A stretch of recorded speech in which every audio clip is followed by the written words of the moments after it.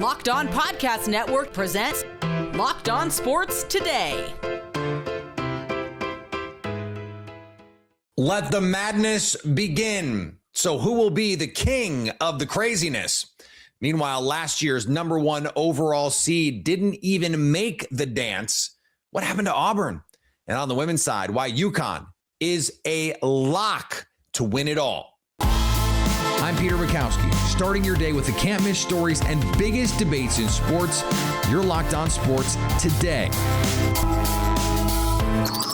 Searching all major sports. Found. Let's start with the biggest story.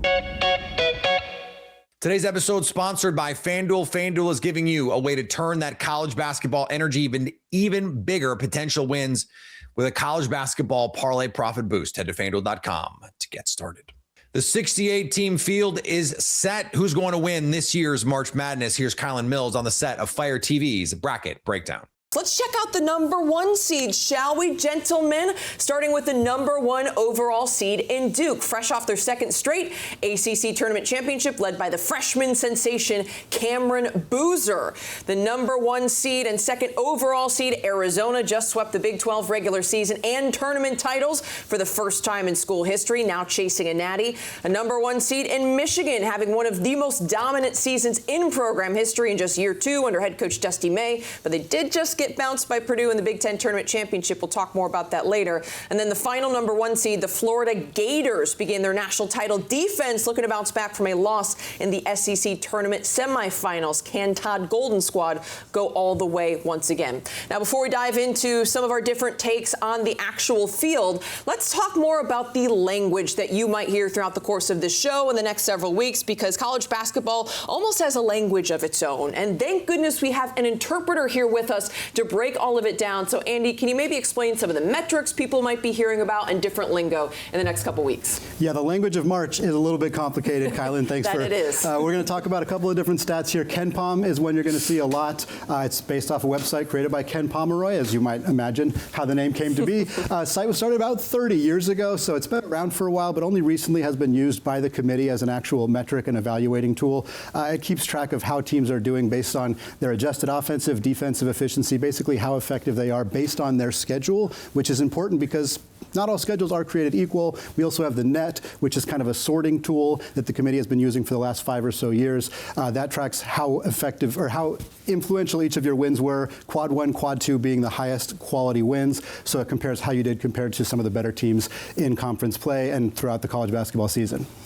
There you have it. I just keep thinking of that meme where it's like the lady staring off into the distance and there's all of these just like different mathematical equations in front of her head, because I'm pretty sure that's how they determine where all of these teams are seated. But let's dive in, gentlemen, shall we, with the East region up first and talk a little bit more about some of the more intriguing matchups in these regions. Duke is the number one seed in the East, UConn number 2, Michigan State number 3 in that region. Gordon, when you take a look at this bracket as a whole, Mr. March Madness himself here, yeah. What sticks out to you? Man, for me, and this might be, I'm a little biased. I'm a Butler guy, so I'm rooting for the Big East here. All right, here we go. St. John's as a 5 seed just seems disrespectful to me. St. John's crushes the Big East tournament. They destroy UConn in the final, and it's Rick Pitino's team. You know, he's going to have his guys ready to go. They can overwhelm you. It's all about Zuby for them. Big East Player of the Year, Defensive Player of the Year, Scholar Athlete of the Year. I mean, what can he not do? So a 5 seed, it just seems like a little bit disrespectful to me. Mm-hmm. What about you, Jesse? Are you co-signing that? Number 5 seed disrespectful? Absolutely. When you start looking at these other conferences, and sometimes they don't give the Big East the respect that it once deserved back in the day, because when you see how other teams win their conference and how they get bumped up, and now you have a team like St. John's who wins their conference, and it's kind of like almost took a step down from winning the Big East. And maybe St. John's is now putting a little bit more respect, or helping put a little bit more respect on that Big East conference. I don't think that the committee was taking enough into account the fact that they just beat UConn, which was in the conversation to be a number 1 seed leading into that Big East championship game. You're nodding your head. You got anything swirling around up there, or is it just the curls? I mean, both and. Can we go there? I think part of it is that St. John's got off to a slow start in non-conference play. We're kind of in the recency bias of right now looking at where things are in conference play, but they had 4 losses in the non-con as they were trying to figure out, Rick Pitino famously, no point guards, that's all gone. Well, you know what? Point guards win championships in March, and so I think that has a lot to do with it as well. Yes, so much of March is about the guard play. And, Rick Pitino became the only coach to win conference tournaments with 5 different schools when the Red Storm won the Big East, so did want to get that in there real quick. Now, the number 1 seed in this region is Duke, again, the number 1 overall seed. However, they have dealt with some key injuries in the last couple of weeks, including to their starting point guard. So for more on the Blue Devils, let's say hello to our Locked On Blue Devils host, JJ Jackson, with the Outlook. Duke men's basketball is the number 1 overall seed in the 2026 NCAA Tournament. Hello, everybody. I'm JJ Jackson, the host of Locked On Blue Devils. And after a 32-2 overall record this season, winning the ACC regular season, winning the ACC tournament, Jon Scheyer and the Duke Blue Devils named the top seed by the NCAA Tournament Selection Committee. So well deserving. It's been a year that's been highlighted by ACC Freshman and Player of the Year Cameron Boozer, a frontrunner to be the National Player of the Year as well. And it's a Duke team that down the stretch here in March has been without 2 starters in Patrick Gongba II and point guard Caleb Foster. Great news on the injury front for Duke, as Patrick Gongba II should be returning here very soon. And looking at this bracket, this East region for the Blue Devils, they're going to need all 8 scholarship players to contribute down the stretch. Like I said, it starts with Cameron Boozer. Isaiah Evans is going to be big time for this Duke team. And the emergence of Caden Boozer at the point guard position was phenomenal throughout the ACC tournament run. And I think it's a big reason why, despite the Hall of Fame coaches there in the East region, this Duke team is in a prime position to go back to the Final Four and possibly win the national championship. It'd be their first since 2015, as Duke has their sights on the 6th national championship in school history. A great point JJ made there towards the end was, is Caden Boozer ready to step up and run this offense in the highest of pressurized situations? He was the backup point guard throughout the season. He's just a freshman. Do you think that they are capable of going all the way with that point guard change here in the latter part of the season? I said all offseason, Caleb Foster's been around for a while. Caden Boozer is the best point guard on this roster. I don't know if anybody saw what happened in the ACC championship the other night. He was the dude that led the way in the first half of that basketball game. All he and his brother Cam, the presumptive National Player of the Year, have ever done is win and win and win. Duke's in great shape to do it, and they experienced these injuries last season, so Jon Scheyer knows how to deal with this. I think they're in great shape to work their way back to the Final Four. Here's one of the things when I look at Duke, and I know I may come with a little bit of a bias here, but no, not at all. Not at all. None at all. No, none at all. Go Heels. But the biggest thing with this is that this Duke team, like many other Duke teams that we've seen in the past, loaded with talent, right? Boozer probably going to be the National Player of the Year. They never do anything with this. We've seen Duke's teams in the past who have a ton of talent, and then they get into these matchups, and then they fall short of winning a championship. You're talking about, since 2015 was their last national championship. So with the injuries, is that going to derail them from this?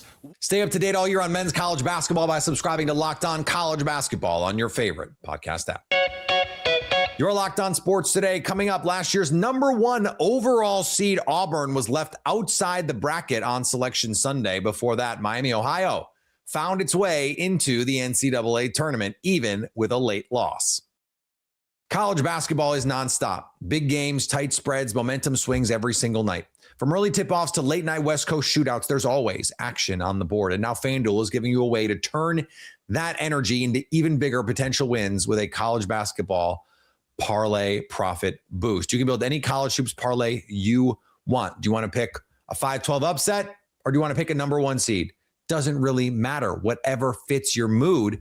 You can mix spreads, totals, and player props to match how you see the slate playing out.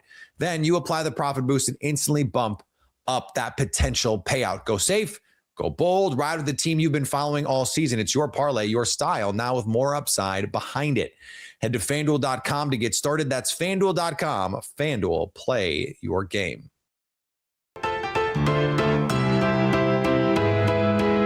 Go 31-1, and you're not usually sweating making the NCAA tournament, but that's exactly what Miami of Ohio had to do. And the good news for the Redhawks, they're in. Miami of Ohio faces SMU in the first 4 on Wednesday. Florida looks to repeat as tournament champs just like 06-07, and the Gators are in excellent position to do just that. The Florida Gators have secured the final 1 seed of the NCAA tournament with the 1 seed in the South region and will face the winner of Lehigh versus Prairie View A&M, which Florida should obviously win that game, and will then face the winner of Clemson versus Iowa, both of whom I think Florida matches up with well. But my bigger concern right now is that Florida has Vanderbilt, who just walloped them, and Houston in their bracket, as well as Nebraska, which is no joke either there. And Florida, simply put, has not been playing their best basketball. They peaked maybe too early a few weeks ago when they were beating everybody by double digits, and now past 3 games have not been playing national championship contender level of basketball. Vanderbilt really walloped them. This is the first time that team lost by double digits this season. How they rebound will be interesting to see, but Florida should get a nice little tune-up on Friday with the winner of Lehigh or Prairie View A&M. To nobody's surprise, Duke is back in the tournament as a 1 seed. The Blue Devils seek their first title since 2015.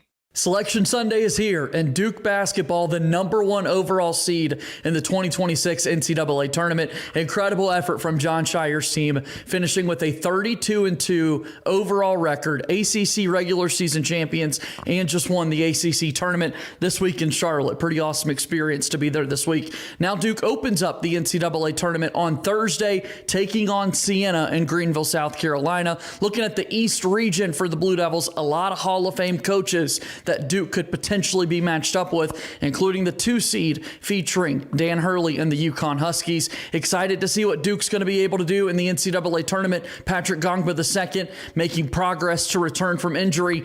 8 players in the rotation for Duke. Is 8 enough? I certainly think it is. It's going to be an awesome March Madness, and I've got everything you need to know at Locked On Blue Devils. Go Duke! In the NBA, the defending champion Thunder keep on rolling. OKC got its 8th straight win over the T-Wolves. The Minnesota Timberwolves fall to the OKC Thunder on Sunday afternoon. I'm Ben Beacon, host of the daily Locked On Wolves podcast. And the Timberwolves led at halftime in this game. They led midway through the third quarter, but a late surge from OKC put the Timberwolves away. Ultimately, it was 22 turnovers by the Wolves to only 7 for the Thunder on the night. That did it in, or on the afternoon, that did the Timberwolves in. In fact, Ant had 6 turnovers himself, nearly as many as the entire OKC team. SGA, Shai Gilgeous-Alexander, had only 10 points going to the fourth quarter, but extended his historic streak of 20-plus point games with a big fourth quarter, ultimately putting the game away in the final few minutes, leading to a 10-point Thunder lead and a couple of minutes of garbage time. For the Timberwolves, Julius Randle led the way in scoring with 30-plus points. Anthony Edwards had just an inefficient 19 points on 17 shots. Ayo Dosunmu, awesome off the bench with 18. He was a big part of the Wolves building the lead that they did. A big first half for Ayo. Ultimately, a disappointing close to a once promising game for the Wolves.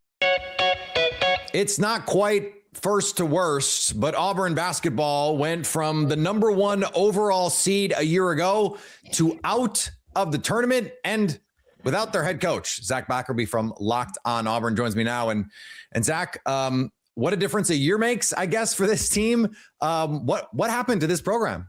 Yeah, I mean, what hasn't happened, right? I mean, you lose everyone, but you're returning backup point guard from the Final Four team. Todd Pettiford comes back. You're choosing to build the roster around him, which in hindsight, you ask questions on him at the time. It's like, yeah, how do you not? I mean, he was electric coming off the bench as kind of that 6th man last year, key part of that Final Four run. But he was it, Peter. He's literally all that came back. And so in today's age, that's fine. You go into the portal. Right. And Auburn was limited with some of these top guys they were able to get in the early wave of the portal because they were still playing basketball. They were still competing. They thought they had a chance to compete for a championship, and they did.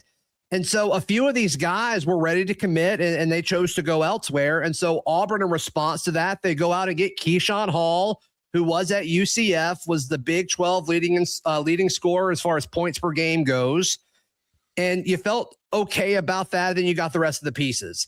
And even bottom line, like Todd Pettiford and Keyshawn Hall, the 2 guys that you were choosing to build this roster around, it just didn't work, Peter. And then you couple that in with the fact that okay, 2 weeks before the season starts, Bruce Pearl says, you know what? I'm done. I'm going to retire. So there was a lot that went into it where like, okay, Steven, his son, takes over. And that's a big job for a guy who hasn't been a head coach at this level before. So I think there's a lot wrong with where we are right now. You mentioned the portal and some of the issues that the schedule created for Auburn. It seems like we see this in professional sports all the time, right? Like teams still competing in the playoffs. Yeah. Other teams can't sign their coaches, those sorts of things. Is there a change that needs to be made to level the playing field here a little bit? They have moved it a little bit, which helps. But yeah, you're exactly right. I mean, you see that with coaching stuff, as far as, all right, I want to compete for a Super Bowl, but like I may lose my offensive coordinator halfway through because other teams want them. Yeah, it's a similar thing. Some coaches in college might leave in the middle of the college football playoff to accept a different job too. That might be a thing that would happen. I mean, I can't imagine a coach would ever do that, but it could happen. Yeah, maybe. No, yeah, absolutely. So, I mean, it's just the craziness of it.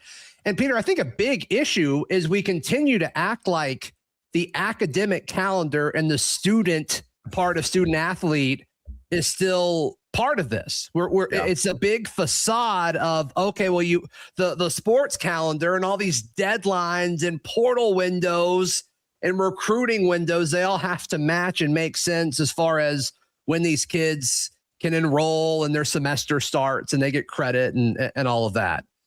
And until we move past that, I think we're going to be extremely limited with what these options are. What is the status of this program right now? Like, did they just catch lightning in a bottle with Bruce Pearl, or can this be a team that does compete for Final Fours on a regular basis, or is that TBD? I think it's TBD. I don't think Steven was as bad as a lot of people are acting like he was as a head coach. I think he had the toughest schedule in college basketball, and he had a roster that kind of felt like it was rushed and scrambled, and they missed out on a few guys. But going into this portal window, I'm expecting them to keep a few pieces, some of these younger guys, bring them back. But this is going to be a rebuild.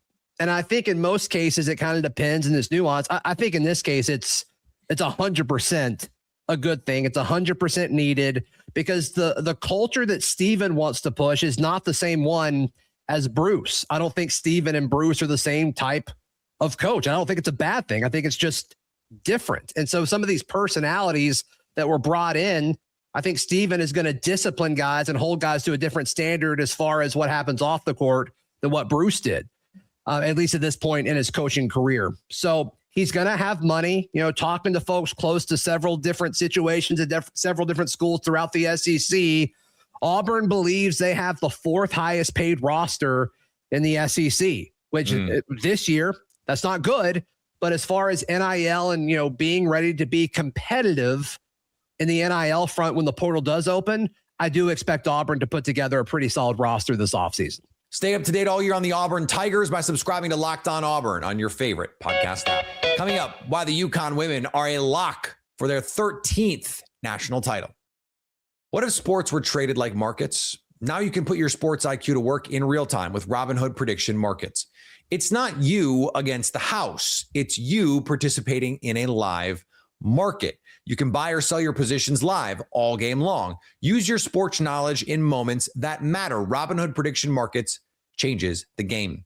It's people moving the action. So when momentum shifts, you can move with it. I always knew the game, but never had a dynamic way to apply that knowledge in real time. Now I can actually take part live in a market powered by people. You're no longer just a spectator. Play by play, you decide. Trade every play with Robinhood. Now available across the U.S. Download the Robinhood app now to begin.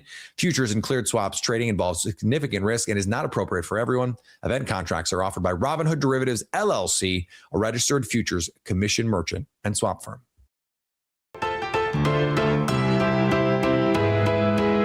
It's been another year of dominance for Geno Auriemma's UConn squad. The Huskies are a perfect 34-0 entering the tournament, and they are once again going to hold the trophy. The reigning national champion UConn Huskies are the #1 overall seed in this year's NCAA Women's College Basketball Tournament. I am Matt Stronvisky of Locked On UConn. There was never a question whether UConn could, would, or should be the number 1 overall seed. They just are the number 1 overall seed. This year's team, led by Sarah Strong, the nation's best player offensively, defensively. She does it all for this team, and she is the best player in America. She's part of a deep roster that includes the likes of AZ Fudd, a deep team that has dominated. Just how dominant are they? Average margin of victory, more than 38 points per game. But they don't just do it on the offensive side of the floor. They're an absolutely dominant team defensively, forcing a nation-high 24.5 turnovers per game. This team might be one of the deepest teams Geno Auriemma has ever had in stores, and their performance is rivaling top 3 teams he's ever had at the University of Connecticut. The number 1 overall seed is absolutely deserved as they chase back-to-back titles and a nation-high 13th national championship. And finally, Team USA is going to the World Baseball Classic Championship. The U.S. took down the high-powered Dominican Republic 2-1 in a thriller. The United States already owns football and basketball. They just won gold in men's and women's hockey. If Team USA beats Venezuela or Italy in the championship, the country will own all 4 major American sports. One other thing, ABS is needed, like now. Coming up, the bracket is set. Perhaps this will be the year you'll get the perfect bracket. Probably not, but that's okay. We're here to have fun. So at least until tomorrow, stay locked on sports today. Locked On Podcast Network presents Locked On Sports Today.